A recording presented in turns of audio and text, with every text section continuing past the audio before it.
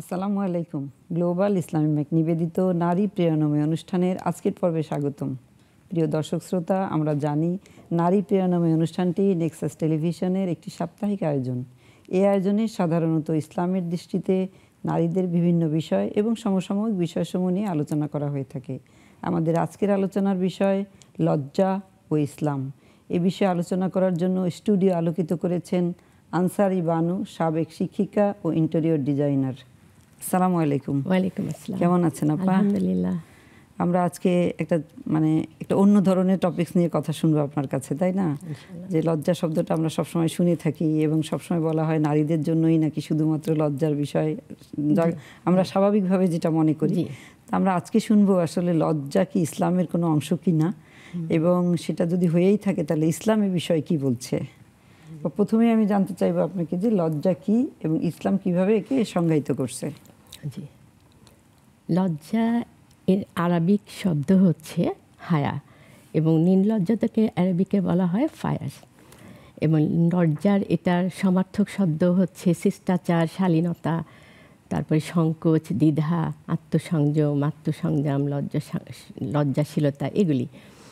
এবং এই লজ্জাটাকে পারিভাষিক অর্থে বলা যায় যে লজ্জাশীলতা হচ্ছে এমন একটা মানবীয় চরিত্র বা এমন একটা মানবীয় গুণ যা খারাপ এবং গর্হিত কাজ এবং কথা পরিহারে উৎসাহিত করে, এবং এটা হতো যথাযোগ্য যে হক আছে কারো, হকদারকে তার প্রাপ্য যথাযথভাবে বুঝিয়ে দিতে বাধ্য করে, এবং তার সাথে তাকে যাতে অবহেলা এবং উপেক্ষা করা না হয় সেটার জন্য বাধা দেওয়া হয়।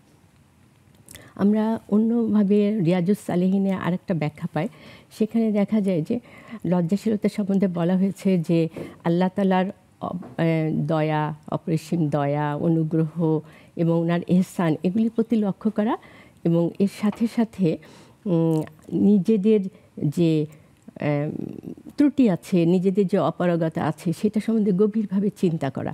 এই উভয়বিধ চিন্তার ফলে আমাদের মনের মধ্যে যে ভাব সৃষ্টি হয়, সেই ভাবটাই হচ্ছে মূলত লজ্জা। এরপরে আবার আমরা ইবনে রাগিব, এটা হচ্ছে আপনার দারুল মারিহা 1999 নম্বর হাদিস, উনি বলেন যে কোনো অপছন্দনীয় কাজ করতে আমাদের মনের ভিতরে যে বাধা আসে সেটাই মূলত লজ্জা। তো লজ্জা হচ্ছে দুই প্রকার। এটা হচ্ছে বলা হয় যে এটা হচ্ছে প্রথমত হচ্ছে যে জন্মগত এবং স্বভাবগত, আর একটা হচ্ছে অর্জিত লজ্জা। জন্মগত এবং স্বভাবগত লজ্জা, এটা সাধারণত জন্মের সময় আমরা বাই বর্ন নিয়ে চলে আসি এই ধরনের লজ্জাটা। এই প্রসঙ্গে হযরত মুহাম্মদ সাল্লাল্লাহু আলাইহি ওয়াসাল্লাম বলেন যে লজ্জাটা সবসময় কল্যাণী বয়ে আনে। আর ওমর রাদিয়াল্লাহু আনহু বলেছেন যে লজ্জাশীলতা, এটা হচ্ছে আপনার লজ্জাশীলতা হলে যে লজ্জা করলো সে আড়াল করলো, নিজেকে আড়াল করলো, এবং যে নিজেকে আড়াল করলো সে আত্মরক্ষা করলো, এবং যে নিজেকে আত্মরক্ষা করলো সে পরিত্রাণ পেল। এইভাবে ব্যাখ্যা করা হয়েছে।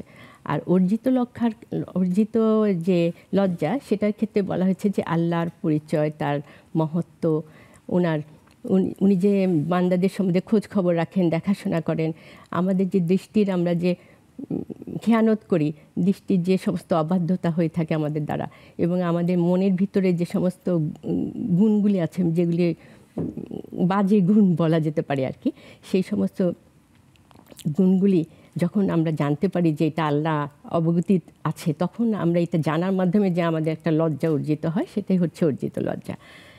এবং এ প্রসঙ্গে নবী সাল্লাল্লাহু আলাইহি ওয়াসাল্লাম মিশকাতের একটা হাদিস আছে যে আল্লাহকে অনুরূপভাবে লজ্জা করো যেমন কোনো লোক যথাযোগ্য স্বজন থেকে লজ্জা করে। আপনার সঙ্গে আমি একটু শেয়ার করি যদি, তাহলে বলছে যে লজ্জা হচ্ছে গুনাহের প্রতিবন্ধক। যেখানে বলা হয়েছে যে যখন তোমার লজ্জা নেই, নিশ্চয়ই মানুষ পূর্ববর্তী নবীদের বাণী থেকে এই কথা জেনেছে, যেটা রাসূল সাল্লাল্লাহু আলাইহি ওয়াসাল্লামের হাদিস বলছেন যে যখন তোমার লজ্জা নেই তখন তুমি যা ইচ্ছা তাই করো, যাই করতে পারো। তো এই লজ্জা নিয়ে আরো অনেক কথা আছে। লজ্জার বিষয়ে রাসূল সাল্লাল্লাহু আলাইহি ওয়াসাল্লাম এবং আমাদের হাদিসে সহ কোরআন শরীফেও লজ্জার বিষয়ে বলা হয়েছে। আপনি যদি আরেকটু ব্যাখ্যা করে আমাদের সঙ্গে একটু শেয়ার করতেন। এটা হচ্ছে লজ্জার সূচনা থেকে আমি বলি যে লজ্জাটা অ্যাকচুয়ালি এখনকার যে এখনই সৃষ্টি হয়েছে লজ্জাটা এরকম না। এটা আসলে একদম মানব ইতিহাস যখন থেকে শুরু হয়েছে তখন থেকে এই লজ্জার শুরু। এবং হচ্ছে যখন আমরা দেখতে পাই যে আমাদের প্রিয় প্রথম নবী যিনি এবং আমাদের প্রথম মানুষ যিনি হযরত আদম আলাইহিস সালাম এবং ওনার ওয়াইফ বিবি হাওয়া, ওনার ঘটনাটা আমরা কোরআন শরীফে পাই। আমরা সূরা আরফের 22 নম্বর আয়াতে পাই যে যখন তারা সেই ফলের স্বাদ গ্রহণ করলো তখন তাদের লজ্জাস্থান তাদের মধ্যে প্রকাশিত হয়ে গেল এবং তখন তারা জান্নাতের পাতা দিয়ে নিজেদেরকে আবৃত করতে লাগলো। কখনো কোনো আলাপচারিতা তোমাদের পক্ষ থেকে শুরু করবে না, এটা নবী সাল্লাল্লাহু আলাইহি সাল্লামকে কষ্ট দেয়। আপনার ইতিহাসটা কত গভীরের বিষয় দেখেন। বিভ্রান্তি শুরু হয়ে গেল লজ্জাহীনতা দিয়ে। শয়তান তাদেরকে দুজনকে ভুলিয়ে ভালিয়ে সেই গাছে ফল খাওয়ার সঙ্গে সঙ্গে যে প্রথম রিয়াকশন সেটা হলো এতদিন পর্যন্ত যে সৃষ্টির পরে পৃথিবী বেহেশতে তারা ঘুরে বেড়াচ্ছিল তাদের মধ্যে একে অপরের কোনো মানে কি বলে শারীরিক কোনো প্রকাশমান তাদের ছিল না। কিন্তু যেই মুহূর্তে ওই ফলটা খেলো সেই মুহূর্তে শয়তানের কাজ শুরু হয়ে গেল এবং শয়তানের কাজ শুরু হওয়ার প্রথম হলো যে তারা অনাবৃত হয়ে গেল, তাদের লজ্জাস্থান খুলে গেল এবং তখন তারা দ্রুত সেটা ঢাকার জন্য তারা জান্নাতের পাতা নিয়ে তারা আবৃত করলো। তো লজ্জা আর বিষয়টা দেখেন শয়তানের একদম প্রথম কোর কাজ এবং মানব জাতির মধ্যে প্রথম শুরু করার বিষয়টাই হচ্ছে লজ্জা। তারপর বলছিলেন লজ্জাশীলতার এইটা আমরা প্রতিপালকের গুণ লজ্জাশীলতা, এবং আমরা প্রতিপালকের গুণের এটার একটা পাই যে সুনানে দাউদে হাদিস নাম্বার 4014-তে মহানবী সাল্লাল্লাহু আলাইহি সাল্লাম বলেন যে নিশ্চয়ই আল্লাহ তাআলা অত্যন্ত লজ্জাশীল এবং অন্তরালকারী। তিনি নিজেকে লজ্জা এবং অন্তরালে রাখতে পছন্দ করেন। এরপরে আরও একটা হাদিস আছে, সেটা হলো তাখরিজুল শরহুস সুন্নাহ হাদিস নাম্বার 1386-তে নবী সাল্লাল্লাহু আলাইহি সাল্লাম বলেন যে তোমাদের প্রতিপালক লজ্জাশীল এবং অত্যন্ত দয়ালু। বান্দা যখন তার কাছে দুই হাত পেতে দোয়া করে তখন তিনি সেই হাত ফিরিয়ে দিতে লজ্জাবোধ করেন। তাহলে এখান থেকে আমরা বুঝলাম যে আল্লাহ তাআলা অত্যন্ত লজ্জাশীল। এবং খালি উনি লজ্জাশীল না, আমাদের যে প্রিয় নবী হযরত মুহাম্মদ সাল্লাল্লাহু আলাইহি সাল্লাম এই লজ্জাশীলতা ওনারও একটা গুণ। ওনার গুণের সম্বন্ধে আমরা জানতে পারি যে বুখারী এবং মুসলিমের হাদিস হযরত আবু সাঈদ খুদরি রাদিয়াল্লাহু আনহু বলেন যে নবী সাল্লাল্লাহু আলাইহি সাল্লাম পর্দানশীল সুন্দরী এবং কুমারী মহিলাদের চাইতেও অত্যন্ত লজ্জাশীল ছিলেন এবং তিনি যখন কোনো কিছু অপছন্দ করতেন তখন তার চেহারা মোবারক দেখে ওনারা বুঝে যেতেন যে উনি লজ্জার পেয়েছেন বলে উনি কিছু বলছেন না, কিন্তু ওনার চেহারা মোবারক দেখে বোঝা যেত এরকম। আবার হযরত আনাস থেকে আমরা আরেকটা হাদিস পাই, তিনি বলেন যে হযরত মুহাম্মদ সাল্লাল্লাহু আলাইহি ওয়াসাল্লাম কুমারী মেয়েদের চেয়েতেও বেশি লজ্জাশীল ছিলেন। হযরত সাহুল ইবনে সাদ রাদিয়াল্লাহু আনহু উনি বলেন যে হযরত মুহাম্মদ সাল্লাল্লাহু আলাইহি ওয়াসাল্লামের এত লজ্জাশীল ছিলেন যে ওনার থেকে যদি কোনো কিছু চাওয়া হতো উনি তৎক্ষণাৎ সেটা দিয়ে দিতেন আর বাধা দিতেন না। আবার আমরা কোরআন শরীফের একটা আয়াত থেকেও আমরা এটার পাই যে সূরা আহজাবের 53 নম্বর আয়াতে আল্লাহ পাক বলেন যে হে ঈমানদার লোকরা, তোমাদের অনুমতি না দেওয়া হলে এবং আহার্য রান্নার জন্য অপেক্ষা না করে তোমরা নবীগৃহে প্রবেশ করো না। যখন তোমাদেরকে ডাকা হবে তখন তোমরা প্রবেশ করো এবং তোমাদের খাওয়া হলে তোমরা তৎক্ষণাৎ বের হয়ে চলে এসো, দেরি না করে চলে এসো। এবং তোমরা কখনো কোনো আলাপচারিতা তোমাদের পক্ষ থেকে শুরু করবে না। এটা নবী সাল্লাল্লাহু আলাইহি সাল্লামকে কষ্ট দেয়, কিন্তু তিনি তোমাদেরকে উঠিয়ে দিতে লজ্জাবোধ করেন, এই জন্য তিনি কিছু বলেন না। সুতরাং আমরা দেখতে পাই যে কোরআন শরীফেও এটা ওনার উদাহরণ আছে যে হযরত মুহাম্মদ সাল্লাল্লাহু আলাইহি ওয়াসাল্লাম কত লজ্জাশীল ছিলেন, যেটা আমাদের সমাজে এখন উঠে গেছে প্রায় বলতে গেলে। নাই বললেই চলে। এটা একটা সুন্দর একটা উদাহরণ যে রাসূল সাল্লাল্লাহু আলাইহি সাল্লামের কাছে বিভিন্ন কারণে মানুষ যেতেন, তো গিয়ে ওখানে কখনো কখনো উনি দাওয়াত করতেন, খেতেন, তো গিয়ে তারা একটার পর একটা, আসলে এটা অন্য কারণ, এটা যে রাসূল সাল্লাল্লাহু আলাইহি সাল্লামকে কষ্ট দেওয়ার জন্য যেতেন তা না। আমরা স্বভাবতই বড় কেউ থাকলে তার সঙ্গ পেতে পছন্দ করি, তার বেশিক্ষণ তার কাছে সময় কাটাতে পছন্দ করি, এমন কিছু বিষয় ছিল যেটার কারণে সাহাবীরা এত লজ্জাশীল ছিলেন যে উনি এটা প্রকাশই করতেন না, ওনার কষ্ট হতো প্রকাশ করতেন না, ওনার এত বড় গুণ, মহান তিনি। আল্লাহ পাকের কথা যদি হয় তাহলে তিনি হচ্ছেন সর্বময় ক্ষমতার অধিকারী, তিনি হলেন পরওয়ারদিগার, তিনি হলেন সমস্ত পরাক্রমশালী, তিনি হলেন সমস্ত কিছু জানেন। তিনি চাইলে মুহূর্তের মধ্যে, মুহূর্তেরও কম সময়ে, ন্যানো সেকেন্ডের সময়ে তিনি কুন বলার সাথে সাথে হয়ে যেতে পারে, ফায়াকুন বলার সাথে সাথে ধ্বংস হয়ে যেতে পারে। তিনি যখন লজ্জা বোধ করেন, তিনি যখন মানে একটা উদাহরণ দিয়েছেন এভাবে যে যখন মুমিন হাত তুলে দোয়া করে তখন আল্লাহ তাআলা সেই হাত ফিরিয়ে দিতে, মানে যা চেয়েছেন তা ফিরিয়ে দিতে লজ্জাবোধ করেন। তাহলে এটা লজ্জার অবস্থানটা কত উপরে তা আমরা আসলে উপলব্ধি করতে পারছি কিনা এটাই এই সন্দেহ। সে যেরকম আছে তাকে সেইভাবেই থাকতে দাও, কেননা লজ্জাশীলতা হচ্ছে ঈমানের অঙ্গ।